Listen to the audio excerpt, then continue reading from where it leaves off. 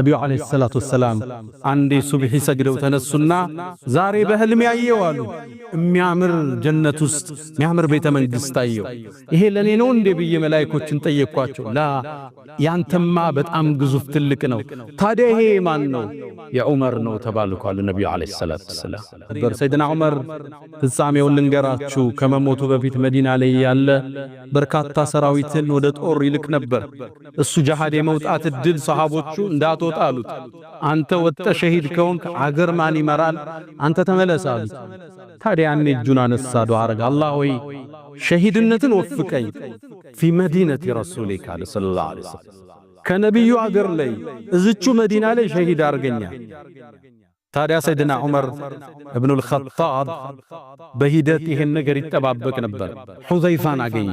አንተ ሁዘይፋ አለው ነብዩ አለይሂ ሰላቱ ወሰላም አንተ ዘንድ ሚስጥር ያስቀምጡ ነበር። ሲሩ ረሱልላህ ነበር ሁዘይፋ። እስኪ ስለሚመጣው ፈተና የነገሩ ሚስጥር ንገረኛ። አንተ ዑመር ወይ አንተና የሚመጣው ፈተና ምን አገናኛችሁ?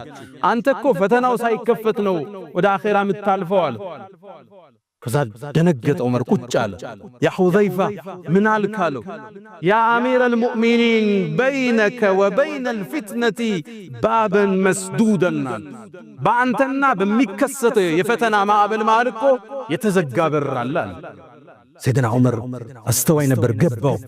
ያ ሁዘይፋ አለው ይሄ በር ይከፈታል ወይስ ይሰበራል? ቃለ ዩክሰር፣ በሩ ይሰበራል። ሰይድና ዑመር ቁጭ ብሎ ኢና ሊላህ ወኢና ኢለይሂ ራጂዑን። ከዛ ሰሃቦቹ ግራ ገባቸው። ሁዘይፋ ምንድነው አለው። በሩ ዑመር ነው አላቸው። የዑመር አስተዳደር ወቅት የሰሃባው አንድነት የተጠበቀ ነበር። እሳቸው ካለፉ በኋላ ነው ምናቀው የሰሃቦቹ መሃል የመጣው ኺላፍ፣ ጦርነቶች፣ ፍጅቶች የተስተናገዱት ከዑመር ህልፈት በኋላ ነበር። ኢና ሊላህ ወኢና ኢለይሂ ራጂዑን አለ ዑመር። ታዲያ ይሄ በር እንዳለው አንዴ ተሰበረ።